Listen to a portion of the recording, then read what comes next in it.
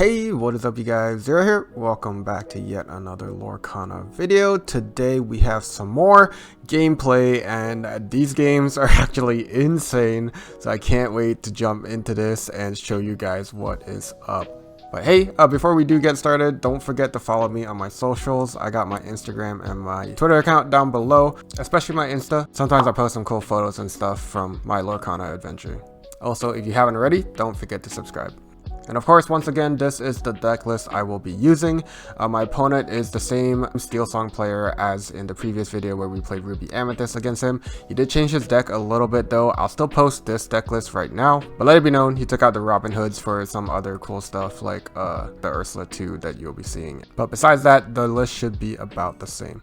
So let us jump into game one's mulligan. Looking at our starting hand, we find a lot of what we're looking for. We find our ramp in Sail the Azurite Sea and Tipo. We find a 1-drop in Chernobog's Followers. One of the first games that we are playing with Blurple, so we do a lot of experimenting. I think I learned a lot since this game, so I can see several mistakes that we probably do make.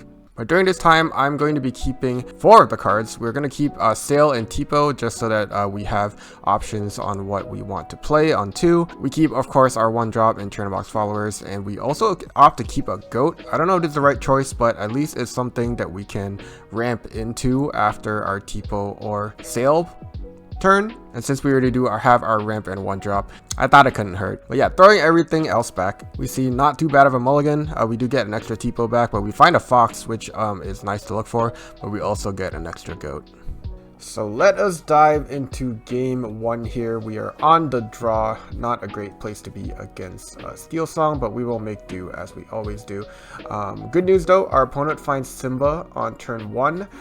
He discards a Pete, but since it's not Cinderella, we can play our 1-drop without worrying getting hit by Storm Rage on. And yeah, he gets a Shmi on turn 2.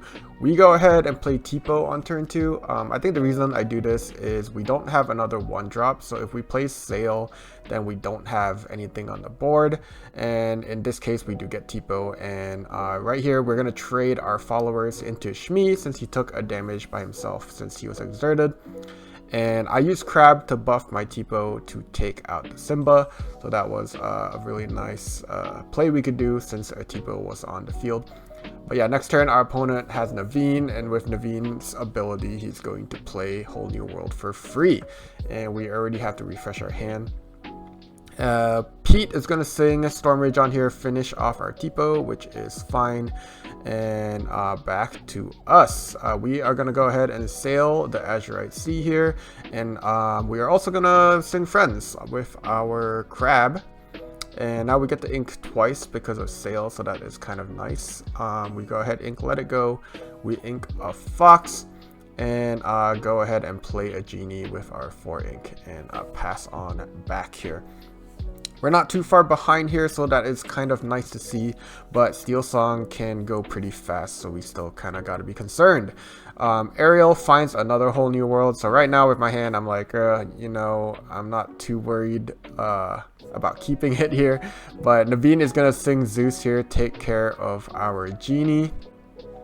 My opponent goes ahead and inks and plays Cinderella and yet another Simba. So here we go. The board is already flooding and we are Blurple, so not very good at dealing with that. We're just gonna kind of have to hope for the best here. But yeah, Pete is gonna trade with our Crab to get rid of any shenanigans that we could possibly do with the Crab, which we probably could have if it stayed on the board, so that's a bit unfortunate. Chernobog's Followers comes down just so that we can bounce it for the Fox. I decided to get rid of the Naveen. He's kind of a problem. But yeah, again, we are going to pre-play the Followers to bounce it once again. We get a Snake on board. And my opponent is going to sing Storm Rage on his turn, deal 2 damage to the Snake. Also down comes another Ariel. Too many singers on the board for my liking, so we're going to have to deal with these one way or another. But it's going to be a little slow because we don't have board wipe. But yeah, my opponent is going to shift Simba and go ahead and quest for 2 and ready all his other characters, which means it's going to be quite an ordeal to get rid of this board. Luckily enough, I mean, they aren't questing like crazy, you know, it's just a bunch of crazy singers, so Not too bad, but yeah, we are gonna go ahead. We use Elsa here. I'm gonna force exert his Simba and his Ariel. I do the Ariel so that I can trade with it and get one singer off the board at least. And I want to keep Simba down just because it quests the most, and it's probably gonna exert itself anyway. So we're gonna go ahead and do that. But yeah, my opponent is gonna play yet another Naveen and yet another whole new world for free. So again, we get to refresh our hands. He's gonna follow up with a Pete so that we can't play any actions before he quests out, and everything readies because Simba's ability is still active since he is still exerted. But yeah, we are gonna go ahead. We're gonna play Elsa here, and we're gonna exert the Cinderella, take it out, and then we're gonna use our big Elsa to take care of the Simba just because he is a big problem. And we play Alice here, and Alice is kind of nice in this matchup because she has ward and she can give ward to some of our allies. It's going to be really helpful against Steelsong since they just have a lot of targeted abilities, as he's showing us right there. Zeus to take out our small Elsa and Strength or Raging Fire to take care of our big one. Alice donating ward to our other characters will definitely be helpful, and ward herself means she will be she'll stay on the field for longer, not able to be targeted right off the bat. But yeah, instead of doing that, we are going to be challenging with our Alice. We use Crab to buff her so that she can take Naveen out, and the reason we do that is we also have Belle here. We're going to use her ability to move those 3 damage counters over to Ariel, also take her out, get rid of those singers off the board. And yeah, our opponent here is going to use Pete to challenge into our Alice. Then he's going to use Rapunzel to heal off that 1 damage and draw a card. But yeah, Ursula is also going to challenge and finish our Alice off. And then another Rapunzel is going to come down to draw him another card. So yeah, we have quite a board to deal with. Our opponent's at 11, so we kind of have to get rid of these questers if we can. Box followers to take out the Shmi that just quested. And then we are going to start digging for answers. We play Sail, we play Friends, we're just drawing cards, a Genie. We're just drawing to try and look for things that can deal with this board. We're going to start with taking out the Ursula. And with Crab, we're going to take out the Pete. Just we have to take everything off the board just because we are still at 0 lores. So we just have to control. We have to take control of the board before we start the fight back. But yeah, my opponent is going to play this big Simba. I think he was just testing it out, especially since he's running the Simba shift line. So there's a Simba that he can possibly shift onto. But yeah, he does some clearing and gets up to 13 lore here.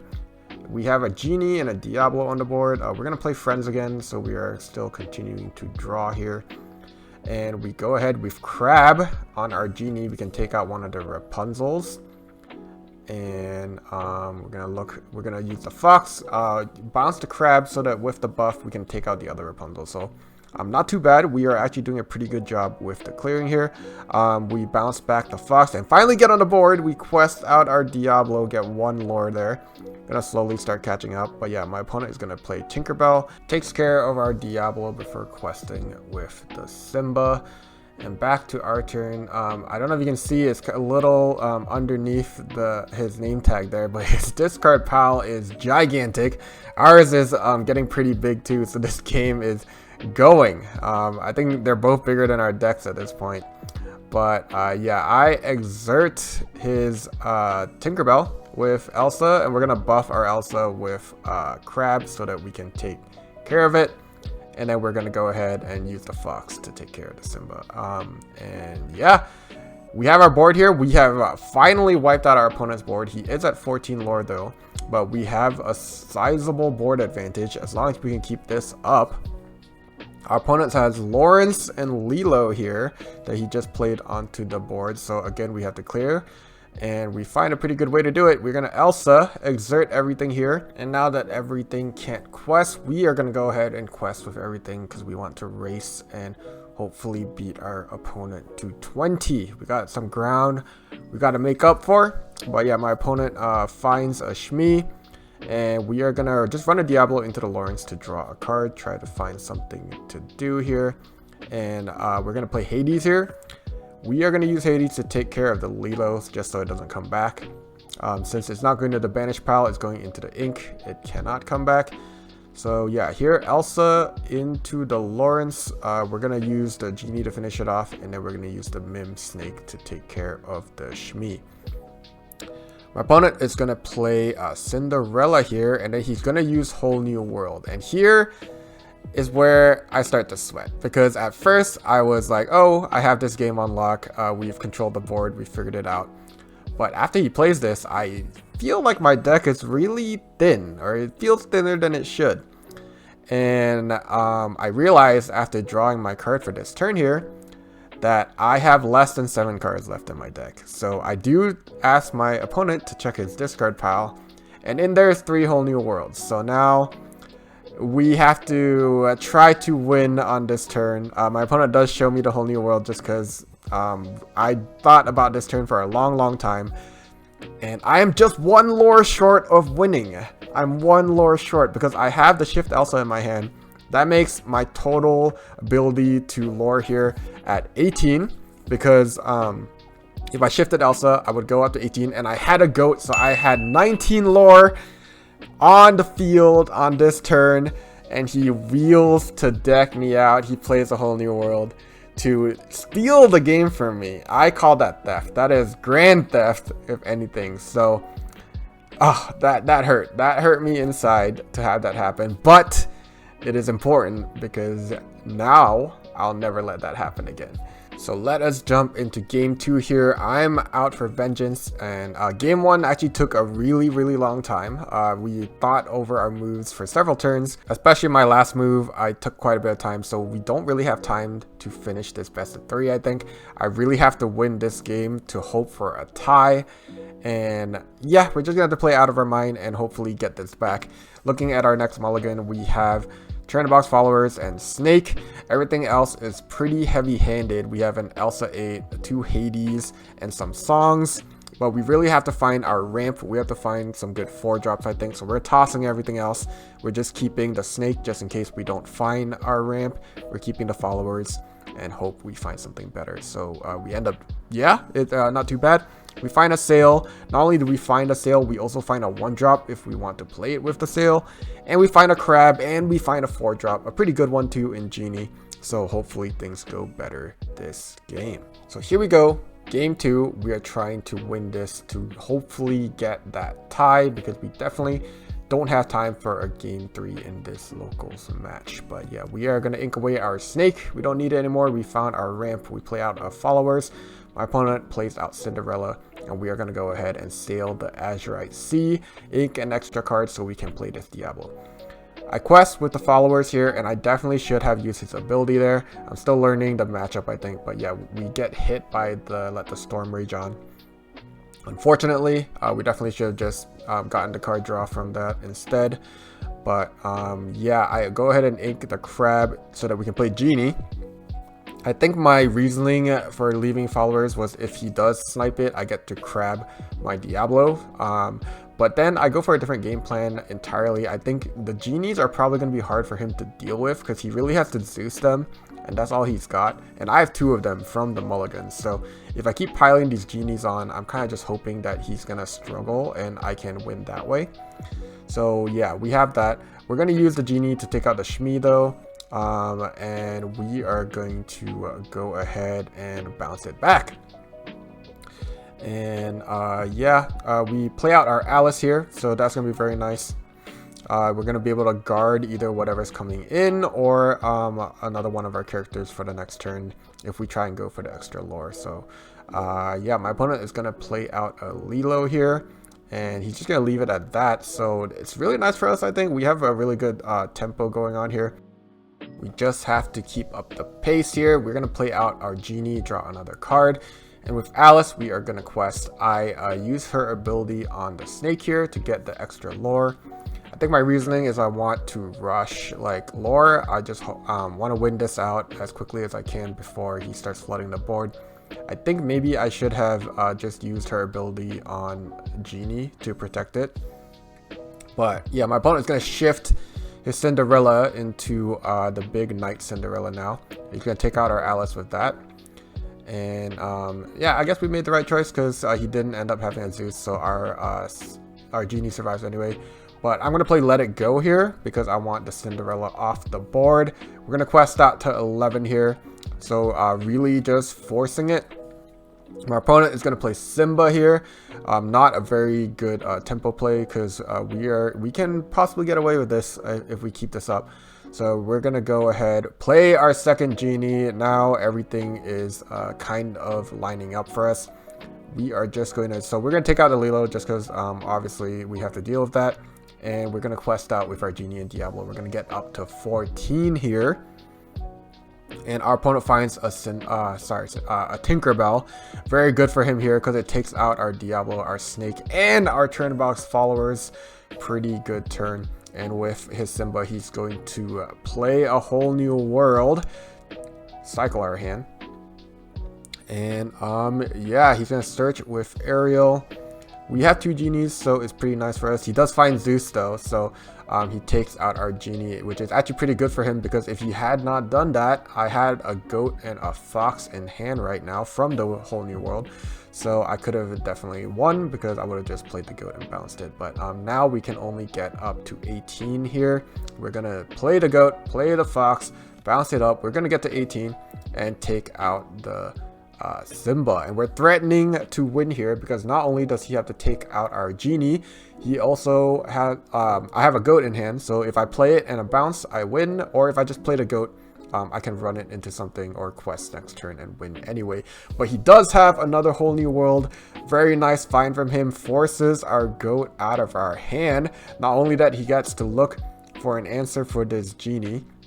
And he does find a Zeus. So now we have to find another avenue to win if we don't find another goat. And he even plays a Pete, so we can't even play in action. But what do we have in our hand? Do we have anything here to contest this? Because he now has a board full of characters. Not quite enough to win yet, but we have Alice. Alice that lures for 2 with Ward. If he does not have an answer to this Alice, it's over. But I'm going to go ahead and also get a Snake on board. Cogsworth the Snake to take out the Ariel. Just one more thing off the board that could possibly answer us. And yeah, we just play everything out. But our Alice has Ward. And Steelsong, I don't think has an answer to it. So I don't think he has a way out. And he's going to show us that he doesn't. He's just going to try and challenge everything. Use songs. Whatever he wants to do, nothing can touch our Alice. So Alice comes in clutch for us for this game. We might want to consider seeing what we can do with her. But yeah, we win this game. So that makes it a tie. We are tied because we don't have time for a game 3. It's a crazy long game. Every game I play against Steelsong seems to be crazy long. But yeah, fun game. Thank you guys for watching. I hope you did enjoy. If you did, don't forget to like, comment, subscribe to this channel. And I'll catch you guys in the next video. Hopefully with some more Blurple. And I'll see you guys next time. Ciao.